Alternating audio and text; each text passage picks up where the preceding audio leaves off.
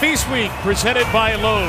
And this is the PK80 presented by State Farm. Well, not to insult our guys, but I don't take away a lot. I miss Miles. You know, I told him on the bench, you ever get hurt again, I'm going to kill you. You know, Miles is a special kid. And that special kid is expected to play for Tom Izzo's Spartans tonight. A victory bracket winners semifinal. Michigan State and UConn the winner. Moving on to face North Carolina on Sunday.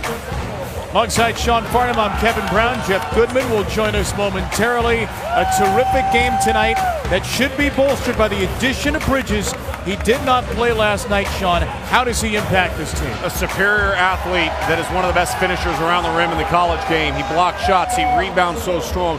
You put him out on the floor, it makes everything easier for every single one of the teammates. He was my National Player of the Year preseason pick. When you put a player like that back out there, Michigan State goes from being a good team to an elite level team. Let's bring in Jeff Goodman now. And Jeff, Miles not going to start tonight, but what do you know about his status? Bridges told me yesterday that he could have played against the ball, but Michigan State held him out. Tom Izzo deciding to be a little bit cautious, not wanting him to play in back-to-back days, but he will play tonight, won't start. Izzo just told me moments ago that there are no minute limitations, anything on him. He looked good earlier today in practice, and he's going to be full go. Miles Bridges, 19.7 points, 7 rebounds per game in his first 3. He's also blocked 8 shots on the year.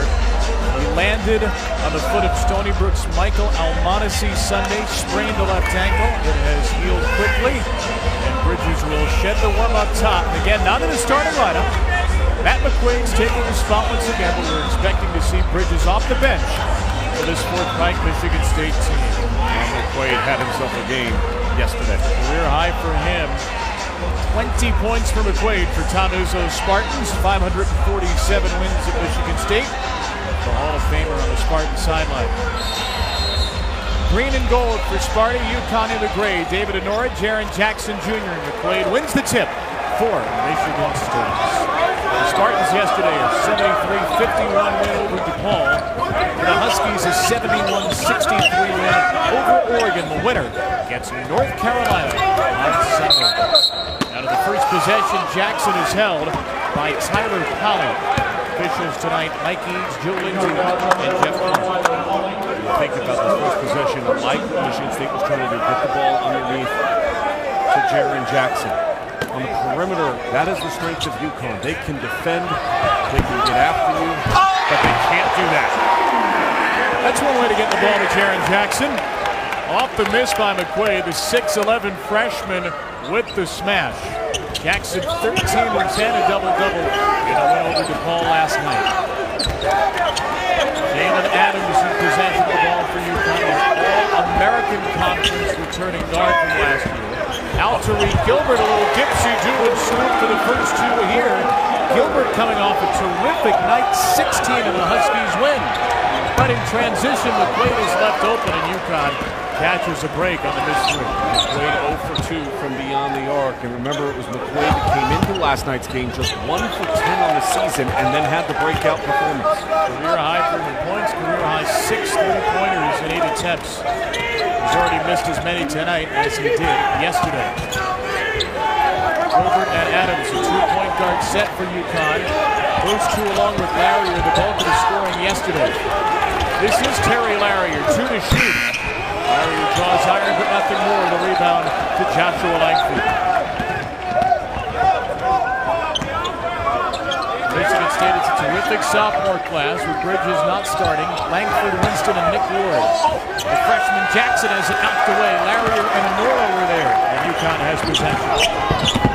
Here is the superior guard Adams. Out for Larrier, and his 3 is off the mark. Honora fights hard for the rebound, though, and maintains possession of the UConn end, but throws it away to McQuaid. McQuaid taking it to the 10 over Adams, and a sloppy start to the field for both teams. A combined 2 for 8 shooting. Have an official's timeout as we take a look at Kevin Ollie in his 6th season on the Connecticut sideline. 2014, he got past Michigan State in the Elite 8. En route to a national championship in his 2nd year. He's only made 1 NCAA tournament 3 seasons since. And Nick Ward, who'd gotten off to a good start this season, struggled last night, picked up 2 early fouls and came out of the game 2 minutes in. Tonight, he gets subbed out 2 minutes into the game. Are you seeing something from Ward there? Just wasn't active enough defensively, in particular in their on-ball screen defense. Did not show the way that Tom Izzo wanted to, that allowed Gilbert to score the layup underneath. So there's Gavin Schilling, redshirt senior, into the game. Langford floats it high off the glass, follows his own miss, cannot score. Still loose, and Gilbert is there to snatch it out of the frame. Leaves it for Adams. At a 3, puts UConn in the lead early.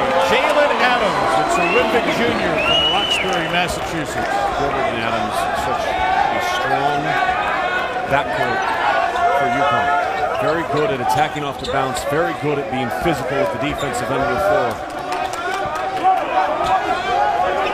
Adams just his 3rd win of the season of 14 tries. Winston changes hands. Tough to go in on the Nora there. And Connecticut has another rebound. This is the freshman Polly meeting Schilling at the rim, and Schilling went straight up, a great defensive play. Langford over Lariat. Puts in 2 for Michigan State. We didn't see that yesterday. Langford getting out in the open floor looking to score. We also didn't see Miles Bridges, who just got to the scorer's table and be making his first appearance here at the PK 80. Adams up over McQuaid. Huskies love to play isolation, particularly with the guards. There's 4 assists in the game yesterday in the win over Oregon. Schilling down the lane, puts it in with a chance for 3. Winston with the assist. And Miles Bridges is ready to go.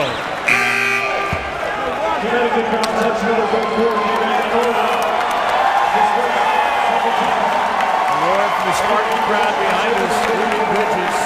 Back after 1 game miss with the ankle. Your pick this season, Sean Farnham, for National Player of the Year. He just does so many things well. He's got a great motor. He's at his best when he's attacking in the paint, although he's become a little bit more comfortable out on the perimeter.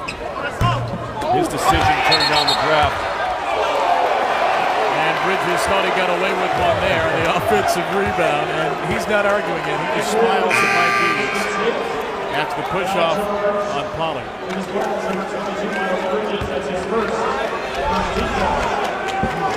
right there. Didn't see a lot there, to be honest. His hands were down. I think that's a play-on moment.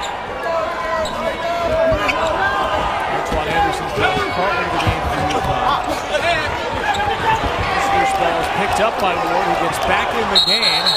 Tries to maintain possession for Michigan State. And of the UConn ball after the timeout.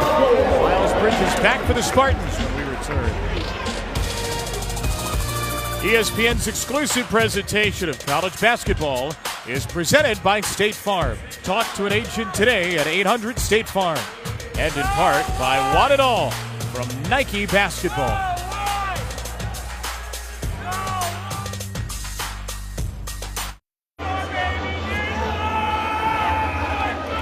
Downtown, the beautiful city of Portland, Oregon. What a great November day it was today. No rain.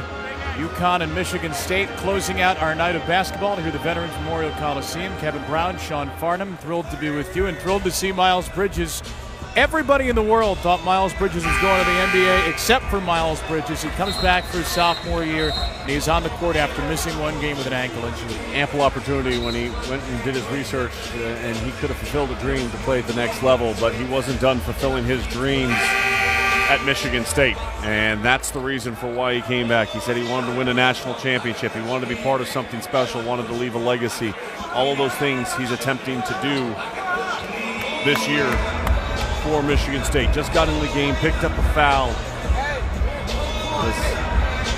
He's out on the floor. I'm telling you, it makes everybody better because number 1 guy on the scouting report is number 22. So if you're going to focus in on trying to shut him down, all of a sudden it opens up everything else for all the other players that are out there with him. Foul on the floor is against Michigan State's Tum Nair, the senior captain. Bridges, a sophomore captain. Well, and this is what UConn has to do. UConn has to try to get Michigan State in foul trouble. They have to continue to attack and go downhill. That's what they did successfully last night against Oregon. The size and the strength underneath is a lot bigger and a lot more athletic for Michigan State than it was for the Oregon Ducks. But you still have to stay true to who you are. Michigan State allowing its opponents to shoot under 36% on the year. UConn has not shot well early. Bridges with a rebound. This goes 2 for 9 out of the gate. Michigan State not much better at 3 for 10. Zonta Nairn guarded by Altari Gilbert, the redshirt freshman on the senior. And back from Jackson, or will he? Gilbert pokes it away and takes it the distance. Some Spartans thought he took an extra step. It's the in-your-face defense that UConn brings. They try to make you feel uncomfortable. They try to take you out of your rhythm of what you do best. That looked almost exactly like it played 2 games ago. UConn played Boston University Sunday, and Gilbert took the ball away at midcourt on the first possession of the game. He was a terrific on-ball defender, number 3, on Husky Craig. He's dealt with multiple shoulder issues. He wears a brace every time he plays. Boy, was he tough last night. 16 points, 3 steals. And Connecticut's win over Oregon to set up this meeting. Thomas's biggest concern is the Husky guard play. Compared the UConn guards to that 2014 title team's guard group, but certainly they got 4 off the game. Bridges hasn't finished anything. He's touched the ball a couple times offensively and hasn't tried to do too much with it. Jackson Anderson is there to tie it up. Antoine Anderson. First day with Michigan State. Rivalry weekend in college football. The 2 big ones tomorrow. Number 4, Oklahoma, led by Baker Mayfield, who will not start, but he will play. Takes on West Virginia in Norman at 3:45 Eastern. And at 7:30 Eastern, 4:30 Pacific. Number 3, Clemson. And number 24, South Carolina. Tigers hoping to avoid the fate of Miami in the final game before the ACC Championship. Those games both at ESPN tomorrow. Great day of college football all day long. Shocking day in college football today. Miami going down to Pitt. Makes things a little bit more interesting in the ACC. Clemson, if they are able to win out, of course, tomorrow, then it sets up an ACC championship game where the winner, I believe, should be in the playoff system. The loser, probably not. Antoine Anderson with the basket, plus a foul, and a chance for an old-fashioned 3 for Connecticut. Loose ball gets deflected back out, and the activity of the Huskies players. That is what has stood out to me, even at their shoot-around. You and I were talking about the effort, the shoot-around, the feel of the shoot-around for Kevin Ollie's team. It's fun to watch this young man, too. Antoine Anderson played in, frankly, relative obscurity, playing for Florida, the program that has been down for a long time in the Atlantic 10. He was here as a graduate transfer. A degree in communication, started all 32 games for the Rams, averaged over 11 points per contest. He had a couple of game-winning buzzer beaters, too, and had some big points last night, including a go-ahead dunk. Here's a deflection by Quentin Williams, who did not play last night. Bridges takes it to the rack for Michigan State and taps it in with the off-right hand. There's the athleticism of Miles Bridges, though. When he caught that ball, it was a rip-through, and he was gone. He missed the first, but his second jump was better than the first jump of the Huskies. Freshman Josh Carlton trying to go to work on the freshman Xavier Tillman. And Carlton steps. A travel against UConn's freshman at the post. This is where Miles Bridges is at his best, though. Watch as he catches his ball. It's a rip-through and go. He's by the first defensive player. Goes back. Nobody's able to jump up the second time and gather the ball, but Miles Bridges certainly is. He left the first one short. He's just so athletic, so active. A little bit more bounce in the step this year. He lost about 12 pounds. He's leaner those freshman years. Just looking to the line, you don't see any ill effects of the injury that he suffered against Stony Brook. And Aaron going into the teeth of the defense. The block for Carlton, and a good fight for this freshman Tillman, who has played some big minutes early for Michigan State. I love Tillman. I think he's going to have such a bright career at Michigan State. You look at his size, his shoulders. Again, I mentioned this. You know, a lot of kids, and I speak at a lot of high school events, they talk about, I want to be a Division I basketball player. I want to play at the highest levels. I want to play at schools like Michigan State. Take a look at the man at the free throw line. That's a freshman. He just got passed by another freshman in Jackson who just walked and took his spot on the floor. You don't see a lot of guys that look like Tillman in high school basketball. I mean, he is going to make an impact at Michigan State as he continues to understand positioning, how Tom Izzo wants him to defend, avoiding foul trouble, but still playing aggressively. Averaged 4 blocks and 5 assists per game in his senior year at Grand Rapids Christian. Back-to-back travels against Carleton, trying to work on Tillman.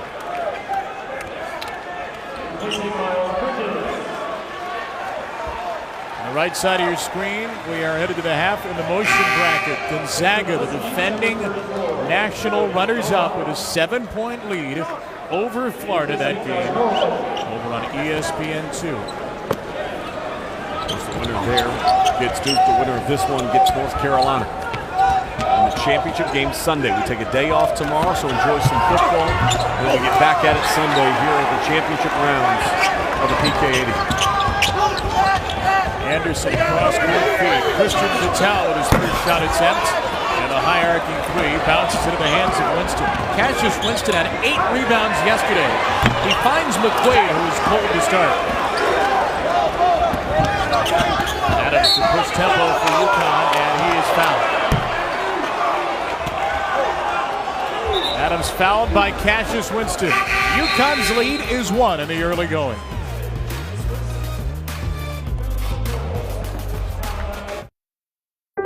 In the wilderness of the Pacific Northwest, where 2 rivers merged in a hostile embrace, there was a settlement. The early arrivals called Stumptown. Some folks called it the Clearing. But in 1845, after 3 flips of a penny, everybody called it Portland. Our beautiful home all weekend for the Phil Knight Invitational, the PK80. UConn in the lead over Michigan State. The good news for the Spartans early is they have their top man back. The lefty Miles Bridges, who missed yesterday's game with an ankle sprain, did not start the game. Checked in, immediately went for an offensive rebound, was called for an offensive foul. Some thought he might not have been called for. 3 rebounds in the game for Bridges, plus this basket. Oh, very active. You see him running up and down the floor. Didn't seem to be laboring that foot and that ankle injury at all. As Jeff Goodman reported, he wasn't going to be hindered as far as his minutes go. He's sitting out of the game right now. And Michigan State and UConn tied with points in the paint. And for the smaller guards, you got to realize UConn scores their points in the paint based on dribble penetration. Gilbert with the fadeaway. Out to Reed Gilbert, who's feeling himself again tonight. 6 points, 3 of 4 from the field. What a change for this Connecticut team from last year, and Gilbert is one of the big reasons why. He scores late in the 3rd game of the season. Jackson. Anderson fouled, diving for the loose ball, and Antoine Anderson just seems to get to every loose ball for UConn.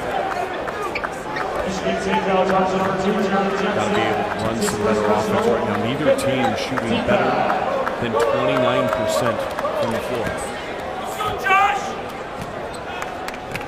And defense is going to be a strong part of both of the foundations of these 2 programs. Anderson up top to Adams. It's not the combination you pick for an alley-oop. The 6'3" Adams. Last touched by Jalen, trying to go over the plane. Now here's some pressure for UConn.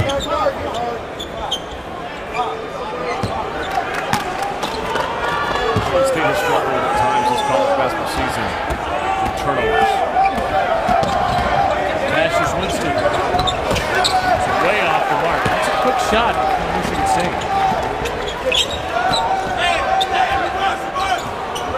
4 for 20 for the Spartans from the floor so far. They did not shoot the ball well in the first half last night either. They ended up erupting in the second half to beat DePaul by 22. Adams a deep three. And Jalen Adams connects. 2 for 2 from beyond the arc. The rest of the team is 0 for 4. He's not necessarily the strength of his game, Adams, but he's feeling his shot tonight. He and Gilbert have combined for 12 of the Huskies' 15. Look at the defense on the catch. UConn is staying attached. Langford at three. Langford has Michigan State's first three-pointer. Sophomore from Huntsville, Alabama, Joshua Langford. Career high 19 a couple of games ago against Stonington. Larry or the backdoor feed. Nice catch by Gilbert, who will dribble out of it. Going to use the screen from Enora. Good roll back by Tillman, and UConn has to reset. Adams against Langford. Adams rolls it home, his third triple of the half. We're talking about teams are struggling offensively, and all of a sudden, you've got some bounce and some life out of number 4 for the Huskies. Langford. And a foul high out top against Adams, who just hit these 2 big shots. For this one, you see the space given by McQuaid. Even though his hand was up, too much room, and then next possession, hands are down defensively, and Adams elevates up over the top and drains it. Well, one of the things that Kevin Ollie said was that he needed a little more consistency from Adams in big games, knowing that teams would throw everything they had at him. So far tonight, the Huskies' biggest game of the year, Adams is 3 for 3 from deep.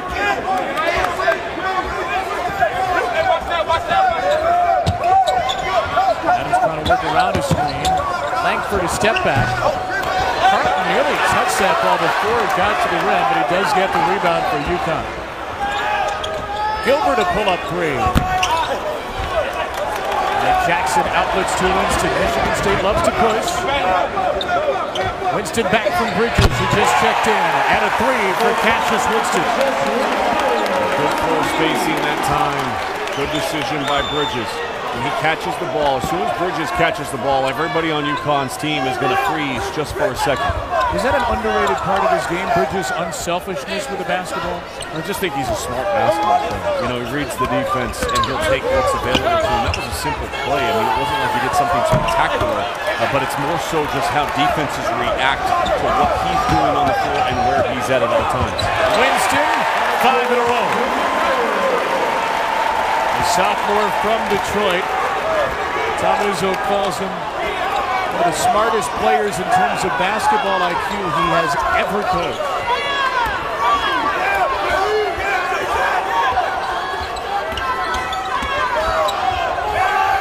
Adams guarded by Bridges, and Bridges got a piece of that one. He is going to be pegged with his second foul. Breakdown defensively, picking up that second foul, but we were talking about Bridges' awareness out on the floor. The previous play, the defense froze when he caught the ball and he got it to Winston for the three-pointer in the corner. And then the next possession, watch this, as the dribble starts coming down, Adams stays attached. Who is he attached to in that corner on the right-hand side of your screen? Miles Bridges. And that's just what he does when he's out on the floor. It's not always about how he scores. It's not always about the spectacular blocks or dunks. It's about how he can open up the game for his teammates just by his presence on the floor. Unfortunately, with 2 fouls, his presence is going to be felt on the bench. I wonder if we'll see Bridges again in this first half. Adams perfect from beyond the arc. 1 for 2 here at the foul line. He has 10. UConn's 19. Gilbert has 6, and Anderson has the other 3. All 19 from the Husky guard. Tum Noonan back in the game along with McQuaid. Aaron wants a ball screen. Ward and Jackson will shift. Jackson will screen. Jaren Jackson Jr. banks it in from straight on. Oh my. You can't really celebrate a straight-on bank 3, right? I mean, you can feel good about it. It counts as 3 points. It gives your team the lead. But it's not one of those that you're kind of like, you know what, yeah.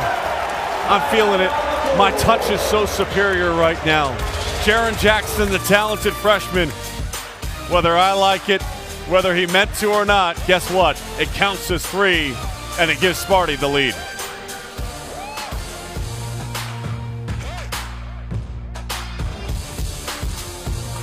Nightcap in day 2 of the PK 80. Michigan State and UConn playing here in the victory bracket. Florida Gonzaga in progress over the motion bracket. Earlier today, North Carolina moved on to the final of this victory bracket. Luke May got himself some new fans today. Our own Bill Walton was one of them. 28-16, an outstanding performance for the Carolina championship hero. Well, and the key too to that, Bill Walton figured out that Luke May is not related to Sean May. And you know how he figured that out? Is that there was an E on Luke May's name and not one on Sean May's name. At least that's what he told Roxy Bernstein. That's right. I was watching. Yeah, and that's why Bill just perceives things quicker than we do. Meanwhile, North Carolina advances. The winner of this one will advance to take on the Tar Heels on Sunday. Really impressed right now. Michigan State only 2 turnovers in the game.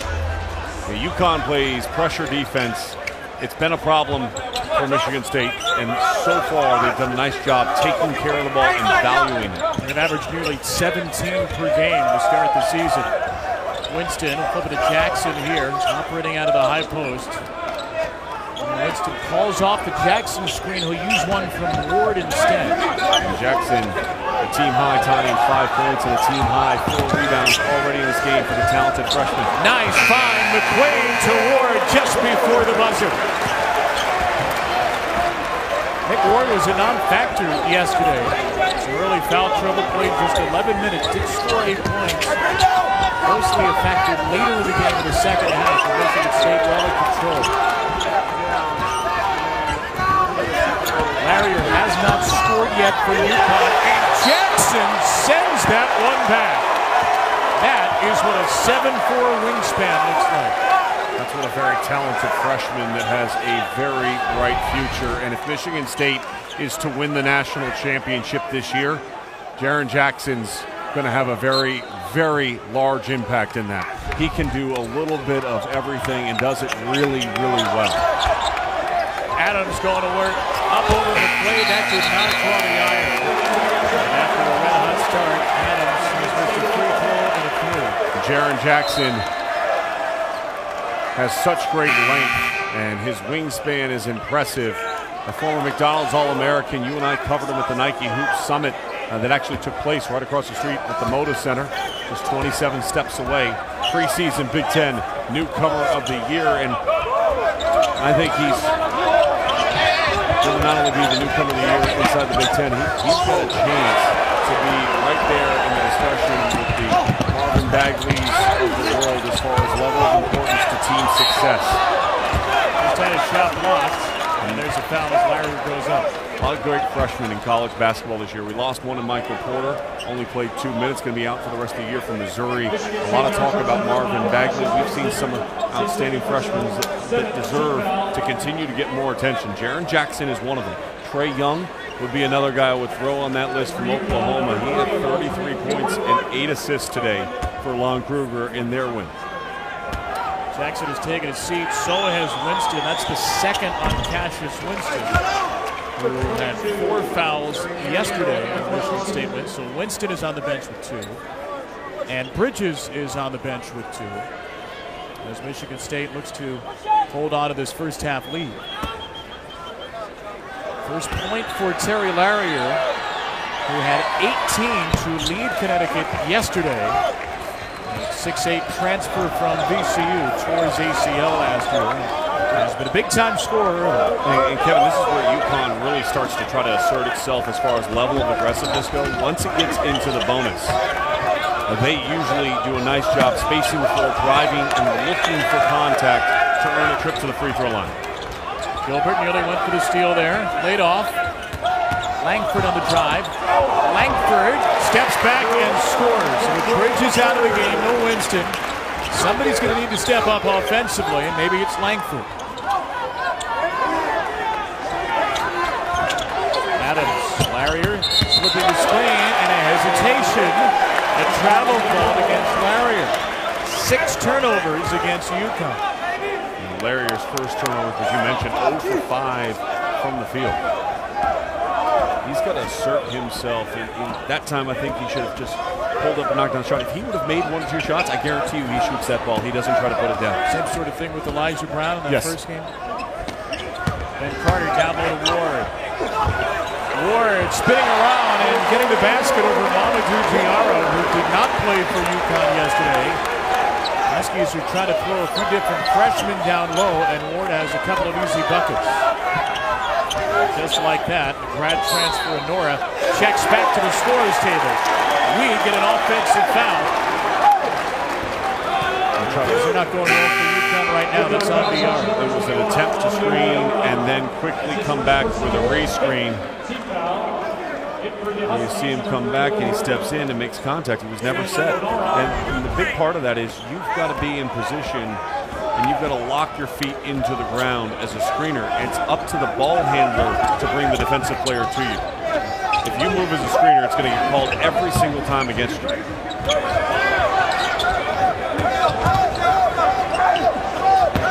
Michigan State, Langford over to Nora. And the tip not there from Ward. Batted away by Adams, and McQuaid swoops in to save the day.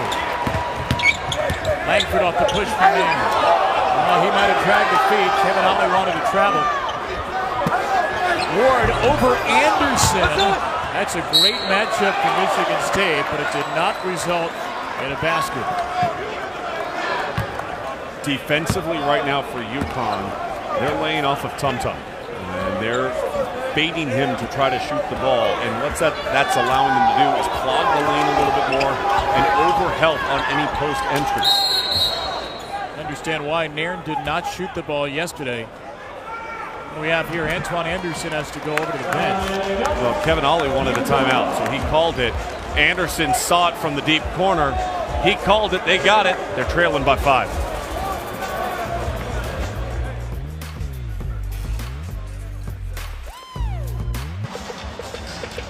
ESPN's exclusive presentation of college basketball is presented by State Farm. Talk to an agent today at 800 State Farm.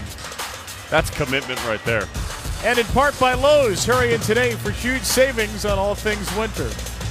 That is a strong you like that commitment. That's pretty good. Mr. Sparty, Michigan State, UConn.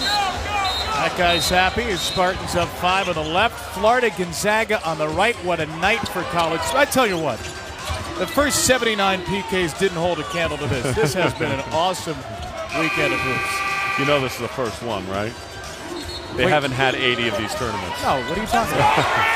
Now, Florida's a really good shooting team, and they're trailing right now to Gonzaga. That's a big three-pointer in the corner. Actually, that just gave them the lead. Yeah. Jalen Hudson, a transfer who sat out last season from Virginia Tech, has given an extra added scoring boost to the Florida Gators. I think we should kick out Doug and Dan and do play-by-play simultaneously for both games. I don't think that's ever been done before. It could be trendsetters. None of the first 79 PKs said that, I guess. Here's another turnover by UConn, and the Huskies have been a little careless. 2 assists to 8 turnovers with the ball. Well, 2 assists already better than what they had last night. They had 1 assist through 33 minutes of game time. This is not a team that's going to have a high percentage of assists to made field goal ratios. Jackson, the handoff for Langford. He'll get it back, working against Larrier. Good pass out of the double. Langford goes in on the Nora. Will never hit the rim, and it doesn't matter as Gilbert takes it away. His second steal of the game. Out to Tariq Gilbert. Up. Jackson got a piece of the ball. Who got a piece of Gilbert is the question. And a foul is called on Jaren Jackson Jr. He becomes the 3rd Spartan with 2 fouls. In transition, Jackson coming from behind. Clean up top. But if you looked at that left elbow was on the back, and that's what the official saw. Well, it's been a slower start for Matt McQuaid, Jeff Goodman. No points after that terrific output yesterday. Yeah, he was so good last night. In fact, he was probably the best player for Michigan State, but you could see it. He's laboring. He hurt his ankle last night, gutted it out, but he's not near at 100% right now. He said he cramped up as well, both quads and a calf. Michigan State has 3 players on the bench with 2 fouls, and they're Winston, Jackson, and Bridges. I'd like to see Langford get the shot on this possession for Michigan State. I think he's your best scoring option. He has 7 to lead the team.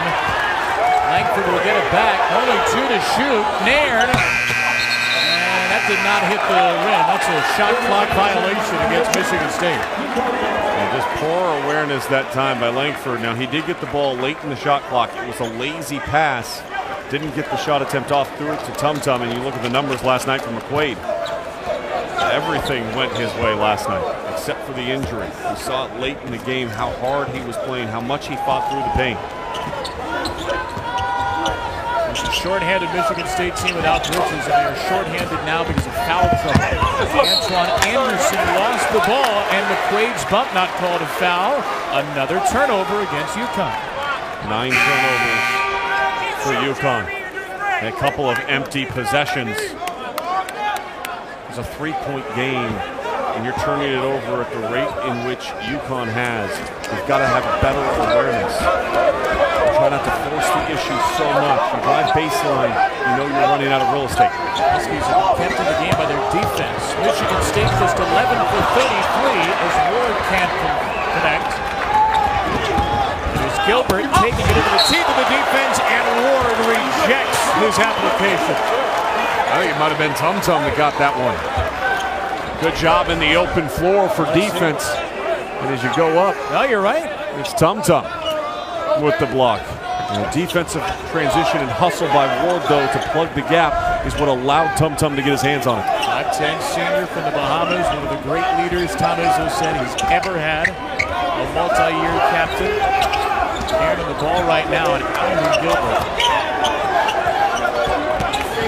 Adams keeps the pivot alive, got rid of it to Larrier. Larrier's got to get it up. And he got the rim, but nothing more. Rebound to Nairn. One of the fastest players in college basketball. That last possession of UConn, the ball never got inside the three-point line except for late in the shot clock when Adams tried to create space.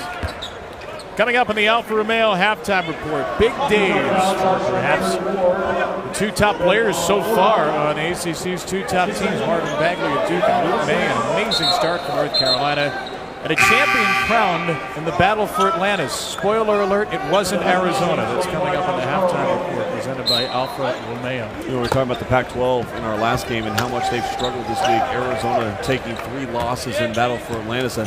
Washington State picked up a big win versus St. Mary's, and while we were on the air here, Arizona State knocked off Xavier. And Bobby Hurley's team off to a fabulous start this season. So there has been at least a couple of positives today for the Pac-12. Oregon would survive DePaul in the previous game here in overtime, 89-79. Larrier has had nothing going offensively until now. He finally hits from the field. He's 1 for 8. Ward with a tip there, and UConn thought that ball was still in the cylinder. Mike Eads saying no, it wasn't. It's the bench to sit down. Nick Ward's level of activity at both ends of the floor. We saw him hustle down here. Tum Tum then ends up getting the block, and then races down in transition to put himself in position to get those 2 points. Gilbert splitting 2, and this one is knocked out of bounds. It will stay with UConn. Well, UConn, this will answer your question of whether or not you were right or whether or not you were wrong. Was it still in the cylinder when the ball was touched? And the answer is yes, the ball was over orange. So that's 2 points that Michigan State should not have had on the tip-in from Ward. 8th offensive rebound for the Spartans, who are typically strong in that category. Here's an offensive rebound for Carlton. Great activity by the freshman big man. Carlton will head to the line as Matt McQuaid fouls him. Now, Carlton, who struggled early in this game, very unsettled with his back to the basket. Good fight for this rebound, loose ball, and then easy to call that one on McQuaid coming over the top trying to swipe it away. The Spartans are trying to get out of this half without any more foul trouble. And this score might not look great for them, but consider Jackson, Winston, and Bridges have spent a bunch of time on the bench with 2 fouls, and Miles Bridges has played only 5 minutes. Any lead is a good lead under those circumstances. First free throw good for Carlton, a 4-star center. That legendary DeMatha program. And Tom Izzo's hope is you get out of here and nobody, as you mentioned, picks up any more fouls, but they can all come back and play free in the second half and start to assert themselves more aggressively into the game.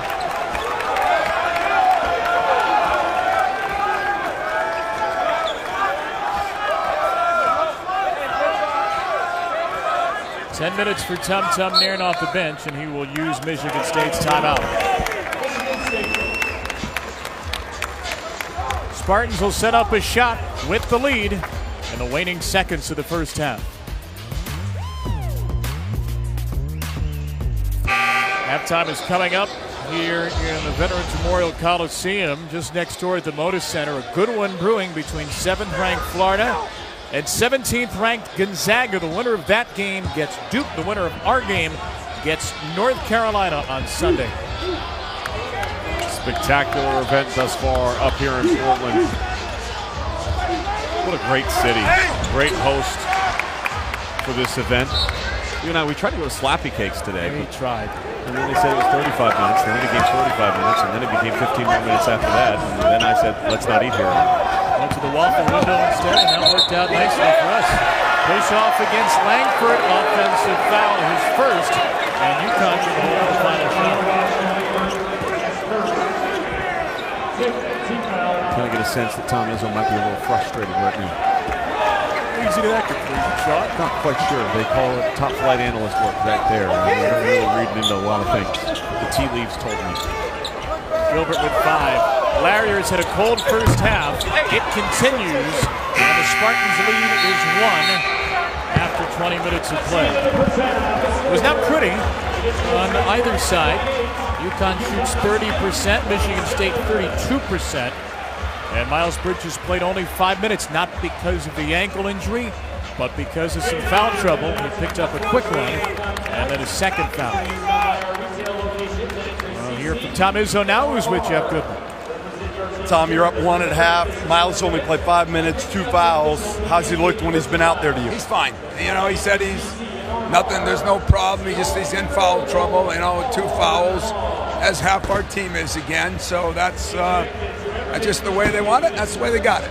Yeah, you're not too happy about the way the game's been called. About the way we played. I'm not, really disappointed how we played. We haven't played very well. We're going to do a better job second half. Thanks, Tom. Tom Izzo making his feelings known. The Spartans only 28 at the break. The good news is they've only given up 27. 4th-ranked Michigan State and UConn, a slugfest so far. The winner, a date with North Carolina on Sunday. We'll go to the studio after these messages for the Alfa Romeo halftime report.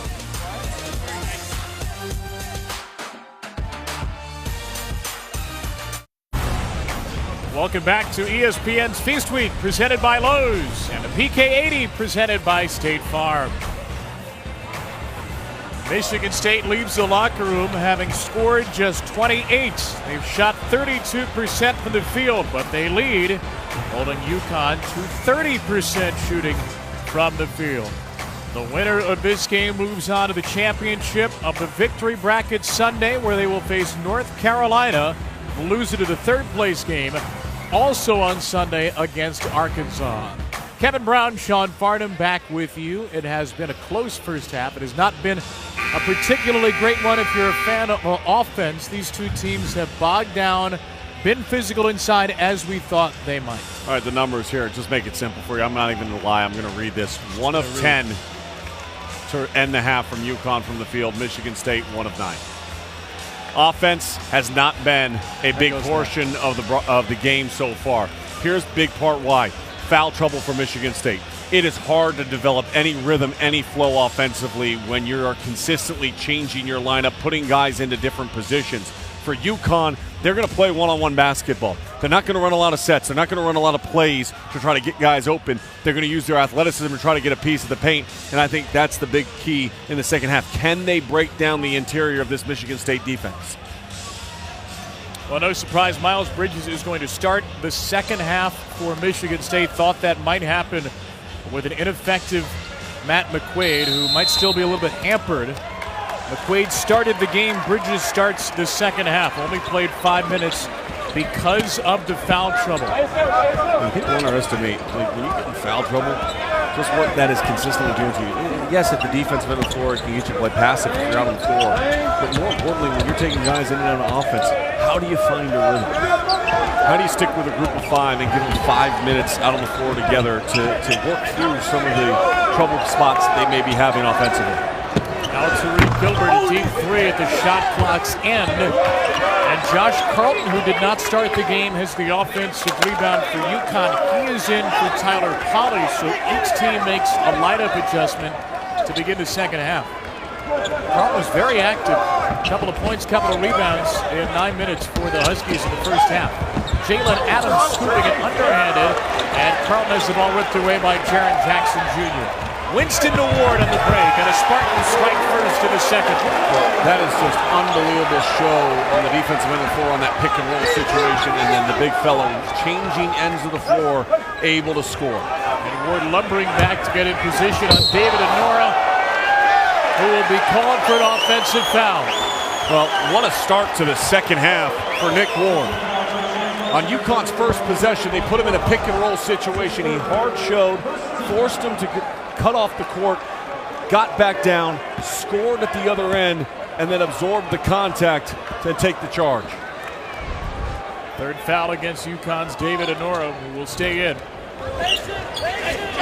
Like what you see in the first 30 seconds out of number 44.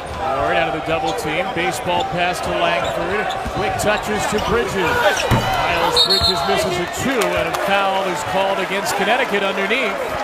Anora just picked up his 3rd, and he has assessed his 4th.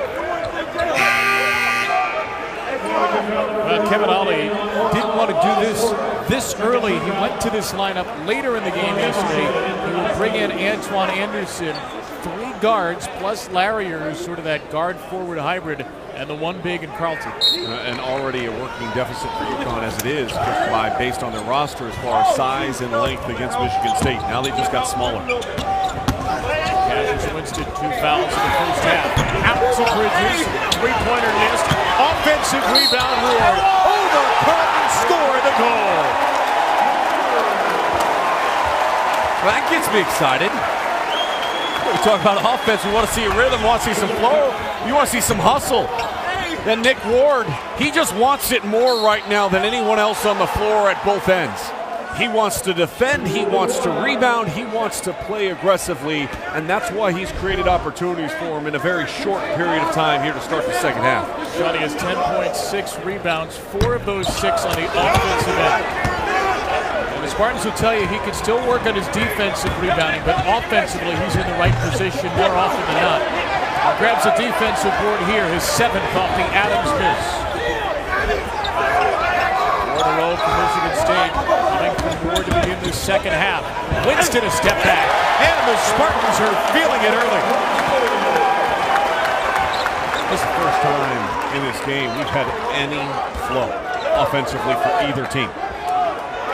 Same kind of deal yesterday, right? Michigan State had nothing going in the first half, came out hot in the second. The game was tied with DePaul at 31. This one a 1-point lead. Gilbert out to Larrier. Wide open, and he buries the 3. For UConn, a much-needed sight. He is just 2 for 10 from the floor on the game. Some much-needed ball movement. Jackson floats it in to answer. But again, it's Ward that facilitates it. He catches the ball deep on the post. They bring the double team. Jackson trails and knocks it down. First assist of the game for Ward to go with his 10 points, 7 rebounds. These Michigan State bigs really can pass. Larrier again, 2 in a row for Terry Larrier, and all of a sudden, an offensive basketball game is broken out.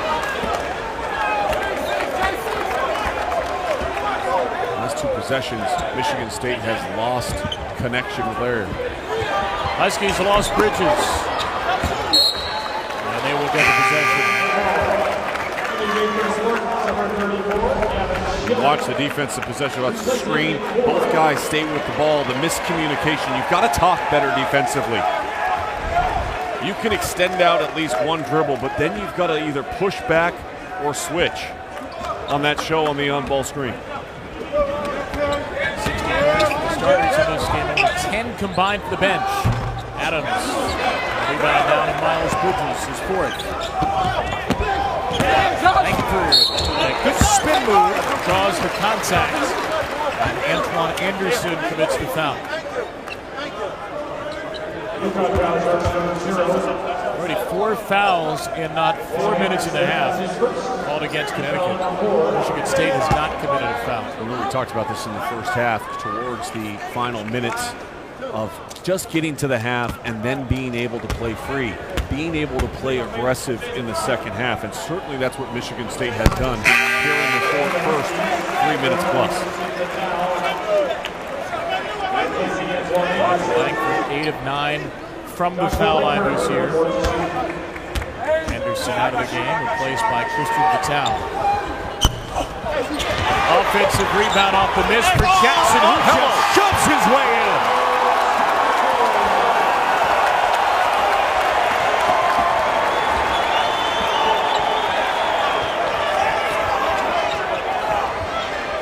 Another double-figure night for the powerful freshman. Gilbert denied. 3 Spartans were there. Chance to push the tempo for Winston. A 3 for Winston. He's got it.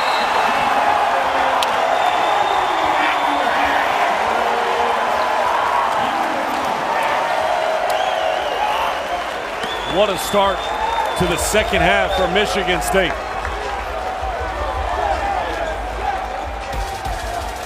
A 15-6 spurt for the Spartans. They lead by 10.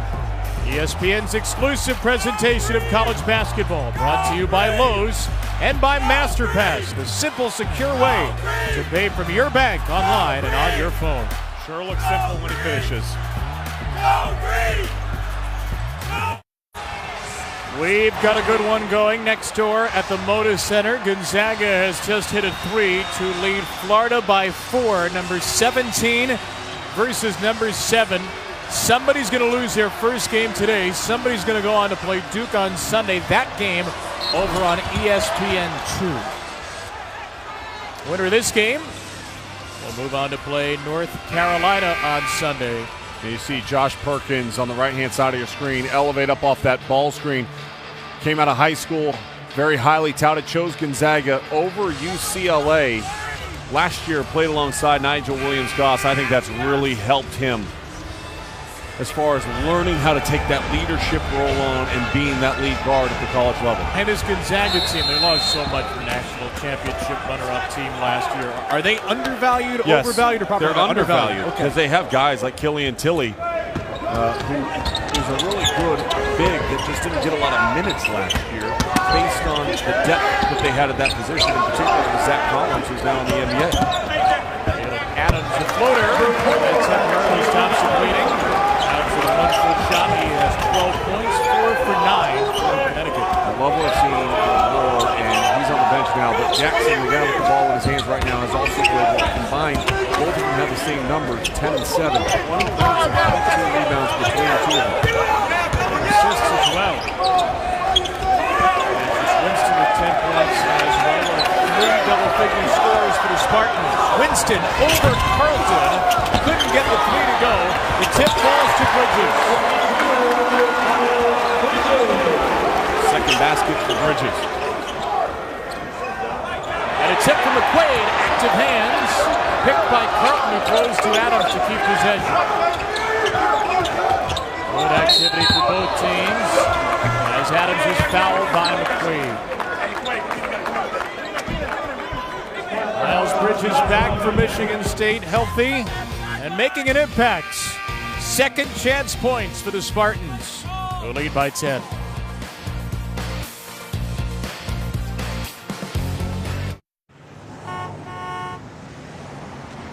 Portland inbound. inbounds the ball. They are looking to get the ball into the hands of Paul Bunyan. Jackson with a nice pass to the big man. Bunyan fakes left, spins right, and slams the ball into the basket. Breaking the rim again. Bunyan. I didn't realize my childhood recordings were still available with public consumption. Paul Bunyan. I'm just wondering if they made a mistake there and they weren't talking about Bill Walton when he played for the Trailblazers. But Paul Bunyan of Portland. The big redhead, the former Trailblazer champion. Look, good game here, 10-point lead for Michigan State. And Black Friday always is a day where a lot of people go out and they want to shop. And they want to try to find value. If you're looking for value in players in college basketball that may not be household names to you, Jordan Murphy from Minnesota having a tremendous start to the season. Tyler Davis for Texas A&M. But keep an eye on Brandon McCoy from UNLV. UNLV is undefeated. They beat Utah by 27 the other night. Brandon McCoy is one of the most talented freshmen in the country. There's a lot of them, but his name deserves to be talked about a little bit more than it is national. That's a team that could compete in the Mountain West this year. Off to a great start, some good young players. And a good week for the Mountain West. You think about the fact that San Diego State beat Georgia today to advance to the Wooden Legacy Championship. Timeout, Connecticut down by 10. This ties the largest lead for Michigan State, led by 1 at the break. Anderson, Bridges with a help side block. Vitale cleans it up. He misses his shot. That's what Bridges has been so good at defensively to start this season. Wraparound pass to Schilling. He controls it. Remember last night, how many blocks did Michigan State have? 0. They didn't have a blocked shot. They came into the game averaging 9.7 per game. Miles Bridges back out on the floor tonight. Jackson's got a couple. Bridges finally got his first. And Bridges pulls up. This is a 3. Jackson is there. And there's a UConn foul with Carlton in the vicinity. Watch this rotation over from the help side. Bridges to the right-hand side of your screen. Shot goes up. And he just swats that thing away. He's angry at the ball. There's block shots, and then there's swipes. That was a swipe. 4th Michigan State block. Bridges' arm. Paul Bunyan's axe. Chopping that ball away from Anderson, who is called for foul. You went there. I went. You're pulling it back to Paul Bunyan again. I'm just pulling it to the guy that I think is going to end up being the National Player of the Year. That guy. I think Bunyan's got a shot.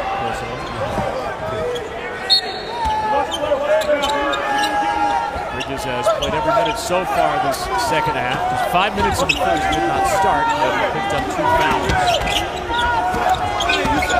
Against him, push against Anderson, who's all in his face. Schilling the handoff to Bridges, and Jackson springs free. This under 3 deep, and Quay went over the back. Good call.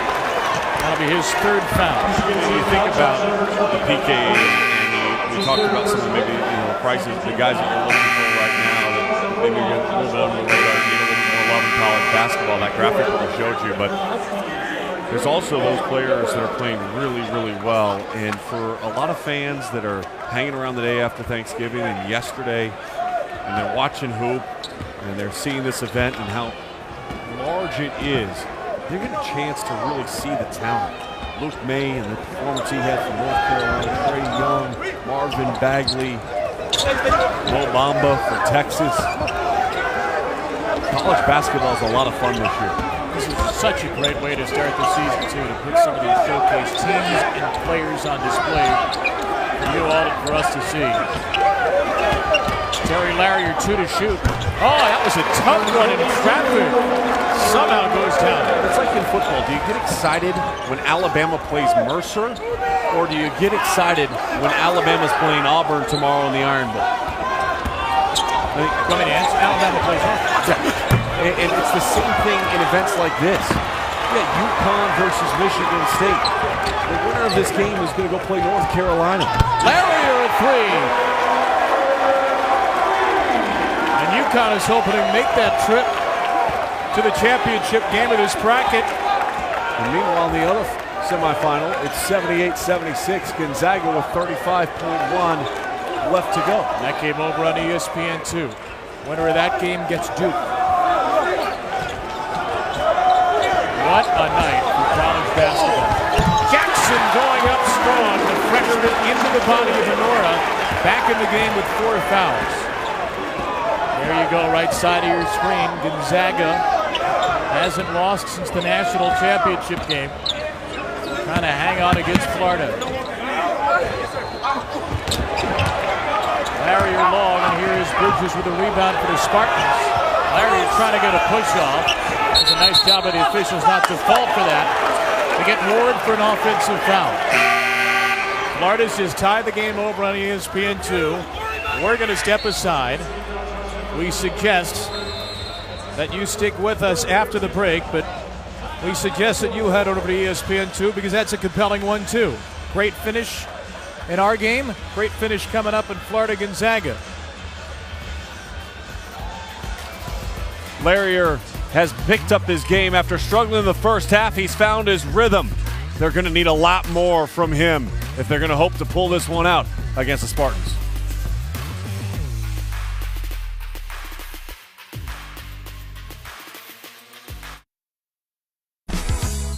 It's cross-conference chaos of the best kind. The Big Ten ACC Challenge starts Monday.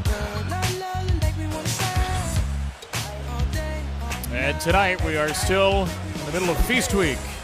So many good games that we brought for you over this weekend. So many good ones coming up. The Big Ten ACC Challenge. Louisville, Purdue kicks off 4 terrific matchups with 6 ranked teams among those 4 games. Got a good one going on right now as well. Right across the way, 2 ranked teams, Florida and Gonzaga in the motion bracket. Gonzaga just came up short on a chance to win it in regulation. Overtime between Mike White's Gators and Mark Few's Bulldogs. The winner, well, there you go. The winner gets Duke and the Sunday championship in the motion bracket. 3rd overtime game that we've had today in this PK80. Yeah, that just speaks to the level of competitiveness that we've seen. And you see Gilbert on your screen. He landed awkwardly, went back to the locker room, and is back in the game. He's had a lot of shoulder issues. We brought that up in the first half. He's got a brace on underneath that shirt and that shooting sleeve. Larrier, as we went to break, said he needed more from him down the stretch. He started the game 1 for 9. He is 4 for his last 5 from the field. They're going to look for him again. Jalen Adams has been quiet, though. 4 of 9, 12 points. Well, 10 of those 12 came in the first half. He's going to need somebody else to step up, you figure, not just Larry. Maybe it'll be Adams. It's not what they're looking for. Rebound to Jackson, who's 9th to go with 12 points. Langford along 2. Comes out to Gilbert.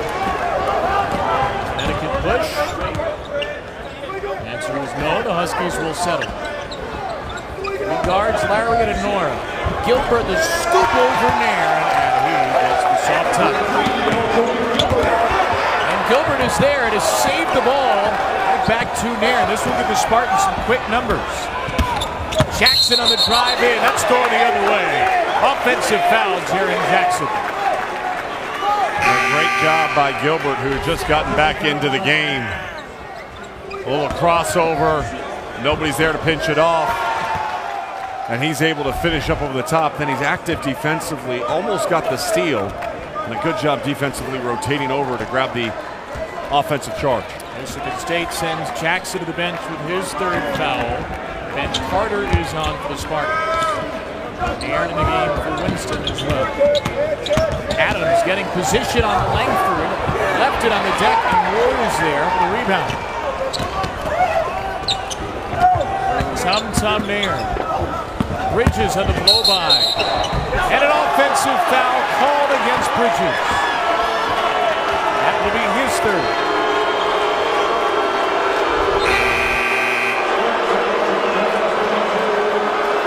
That's an easy call. You clearly see him take that offhand and make contact. You extend out that arm like that to back your defensive player off, they're going to call it every single time.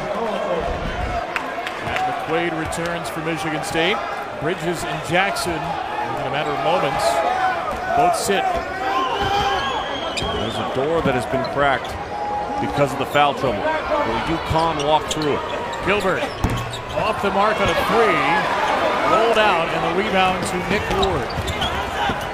10 points, 9 rebounds for Ward.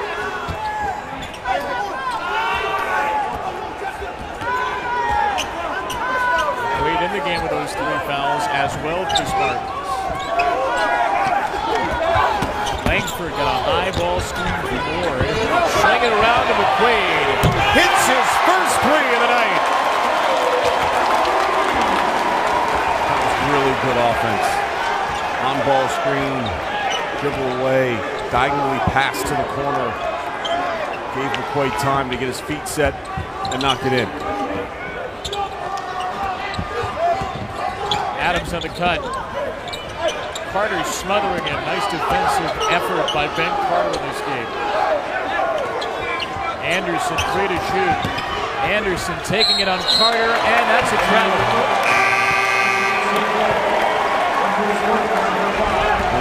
UConn content with playing some one-on-one, and Michigan State using ball movement, floor spacing, quick passes to find higher percentage shots. Good job sharing the basketball there. Second half, the number's much better. Better than 50%. Shooting less than 33% in the first half. Ward is mauled. Carlton Anderson is fouled as Carlton is third. Often discussed already this year, and you hear it every single game. Nick Ward has gotten in better shape. All right, so that every Michigan State fan that watches basketball, they know it. They hear it every single game. We tell you every single game. What does that mean? Watch the footwork here. It means explosiveness, a better first step. That little bit, maybe like a tenth of a second as far as quickness goes, makes the difference from being able to make that move to the defense collapsing on you and you not getting that clean look or drawing the foul. Where's the next step in his game? Where can that evolution continue? Well, he's got to stay out of foul trouble. He got in foul trouble last night. Took himself out of the game 2 minutes in. And tonight he's battled through some of it as well. But you know, when you see his motor running, and it's running on high octane like it has so far here in the second half, he's a very special player. Adams fouled on the way up. Remember Ward came out of this game right at the start, not for a foul, but we think because Tom Izzo didn't like his effort. Well, they didn't like him on the pick and roll defense on the second possession of the game, and Tom Izzo quickly got him out to talk about it. And then you come out in the second half and conversely see him show brilliantly on an all-ball screen and then react back to plug the lane and make sure that he has an opportunity to get the stop. Then ran rim to rim and got the layup. That's what you need to see more out of Nick Ward. Ovation here. Well-deserved breather at least until the under 8.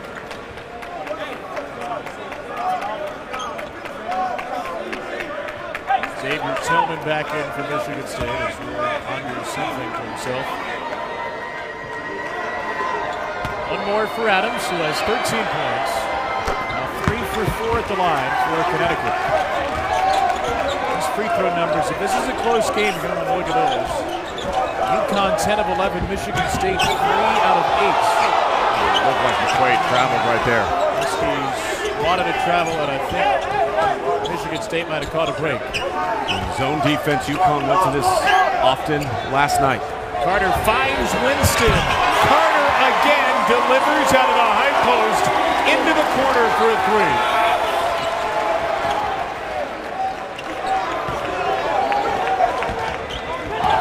Larrier taking it in on Carter. That individual play does not result in a basket. Got a good look, but Nairn comes away.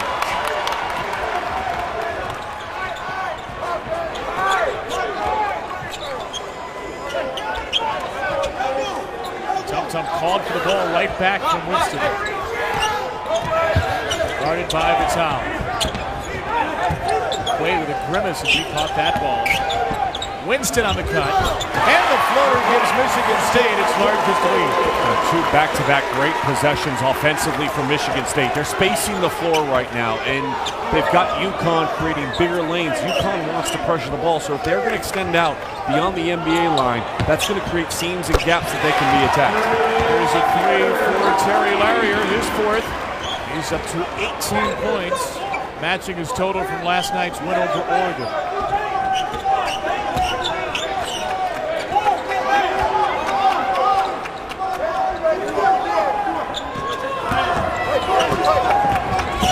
Seven minutes, winners bracket semifinal, the victory bracket. Winston, another. 8 in a row for Cassius Winston, leading the way for Michigan State. Adams on the spin. Adams gets his own miss and scores.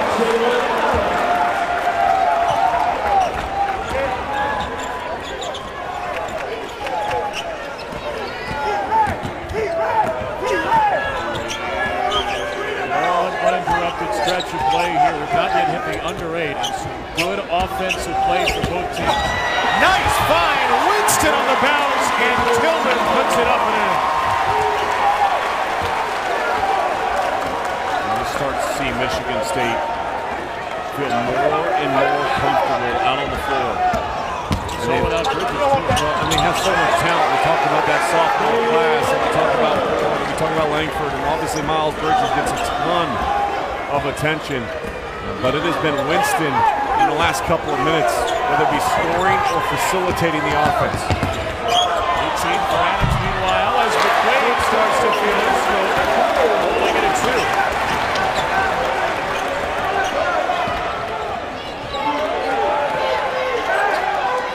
We have still not hit the under 8 media stoppage.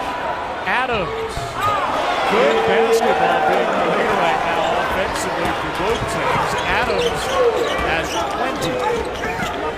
Good basketball, clean basketball being played. And this is how you develop a rhythm and flow in the game. The guys just play. We don't have to stop. Fouls, turnovers. Just 3 shy of a career high. Drive at Larrier. Winston, absolutely on fire. The look to the bench. 20 for Cassius Winston.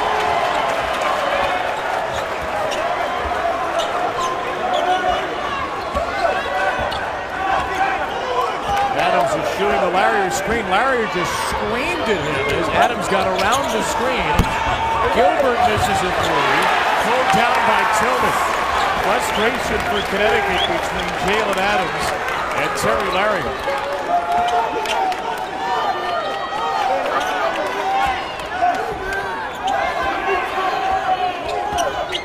Connecticut desperately needs a stop. Winston goes around and stop it! Oh, stop it! Are you kidding me?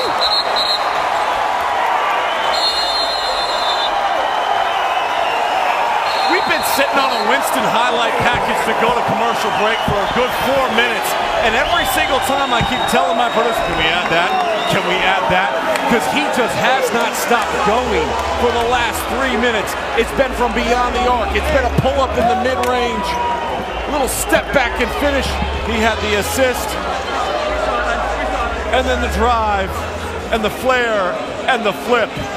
Oh yeah, it's the PK80 and it's Mr. Winston's show right now.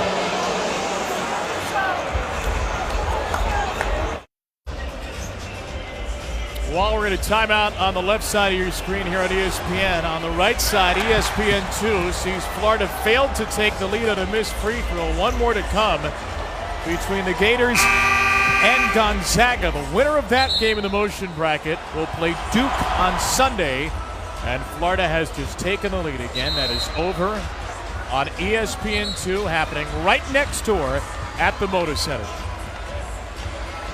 Spectacular event going on here. Cassius Winston, you see coming out of the timeout on your left-hand side of your screen. 9 of 12, a career high now, 22, with 4 assists and 0 turnovers tonight. Tom Izzo has challenged Winston. He's challenged him to be a better defender. Winston has gotten his body in better shape. He's wanted him to be a little bit less casual with the ball. He has been decisive. He has scored 17 in the second half, and he's frankly been their most consistent shooter on the season. What a performance, though. We've had a lot of great individual performances today. This has been electrifying in the last 3 minutes. UConn needs to get points in a hurry. Adams was trying to get him there. David Adams with 20 has been terrific offensively for UConn, but it's been Winston's show. Aaron Jackson back into the game along with Bridges. Langford makes his way through to Jackson, who's in trouble. And Vital picks up the steal. Takeaway for Connecticut. And Vital loses it to Tillman. Uh-oh. Here we go. There goes Bridges. That'll do. No, that's not the excitement I was looking for. We saw that developing from half court, and half the building was ready to jump out of its seats. Larrier three, and that is short. That'll be assist number 5 for Winston with no turnovers. Last season tied for first in the Big Ten in assists. 8.3 on the year coming into today. Winston over to Nora again. He cannot miss.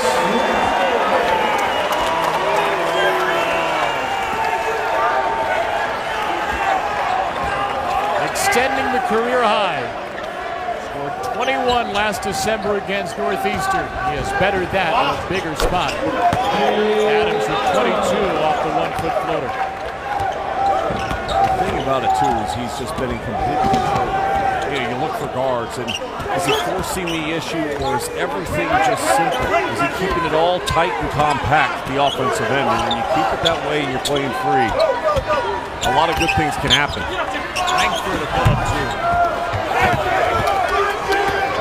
You know, we didn't hit the under 8 till the 4:10 mark because David and Norris slipped and the officials stopped the play. We still haven't hit the under 4. And we are not going to here.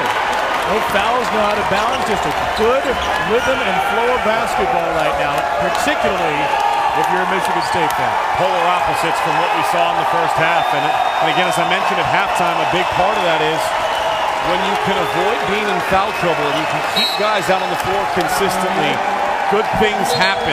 And for Michigan State, there's been a lot of things going well here in the second half. Timeout taken by Michigan State. In command, ready for a date with UNC. ESPN's exclusive presentation of college basketball is presented by State Farm. Talk to an agent today at 800-STATE-FARM.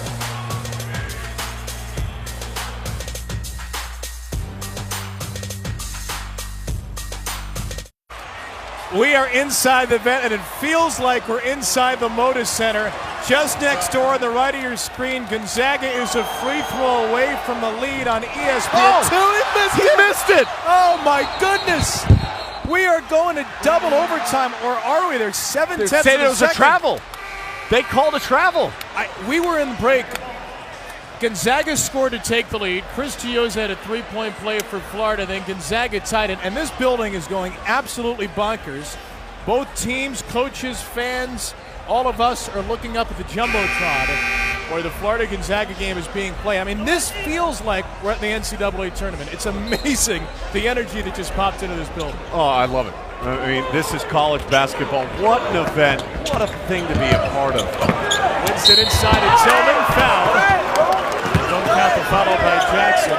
They called it travel in that game. Watch this on the offensive rebound on the right-hand side of your screen. As it moves it down to, that's a travel.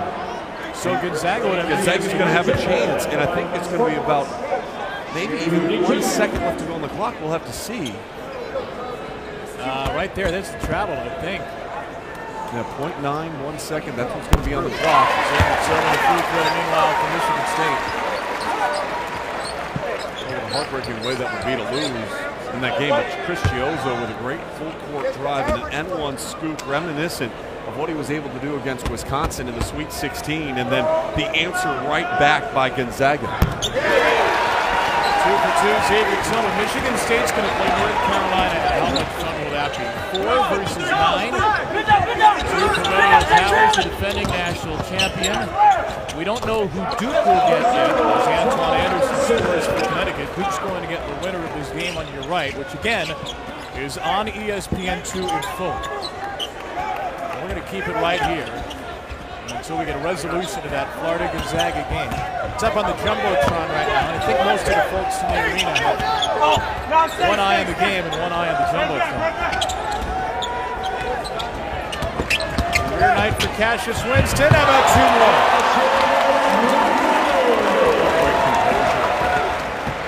Michigan State's execution in the second half, elite. Here's Gonzaga for the win. Double overtime next door at the Moda Center. ESPN2. Producer, I'm just going to let you know, don't ask me for anything after this game. I'm racing over to watch the end of the one across the way. Well, Cassius Winston put together one of the most dynamic performances, maybe not just of the PK 80, but of early season college basketball as a whole. Winston against Polley, into the lane, and deservedly so, right? Oh my! I mean, deserved way for this game to come to a close for Michigan State. Winston doing everything and absolutely anything that he wanted to do down the stretch. You want to dance with him? He'll dance with you and he'll get right by and finish. Michigan State will finish this game hitting 12 of its final 13 shots. Winston 12 for 15 for 28 points.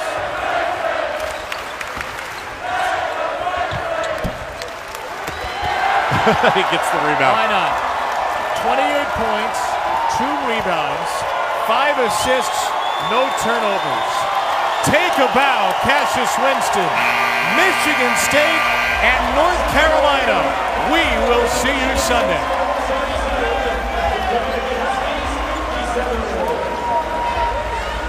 Time now to check out our assist of the game, brought to you by State Farm. Who else would have the assist but Cassius Winston?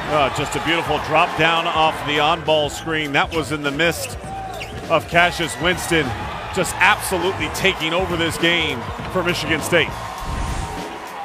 What a performance by Winston. What a second half. This game was 28-27 and a half. Remember that? Michigan State ended with 77. An absolute explosion in the second half. They avoided foul trouble. That's going to be key in that game against North Carolina coming up on Sunday, the championship game of the PK 80 victory bracket. If you drew it up before we showed up, that's what everybody was kind of hoping to see, and we're going to get a chance to see it. Number 4 versus number 9, Michigan State versus North Carolina. Carve out some time Sunday night, 8:30 Eastern, 5:30 Pacific. Michigan State wins by 20. For Sean Farnham and our crew, I'm Kevin Brown. Sports Center's coming up here. Gonzaga, Florida, finishing up on ESPN2. Don't go anywhere. I actually just checked the calendar because here I was thinking it was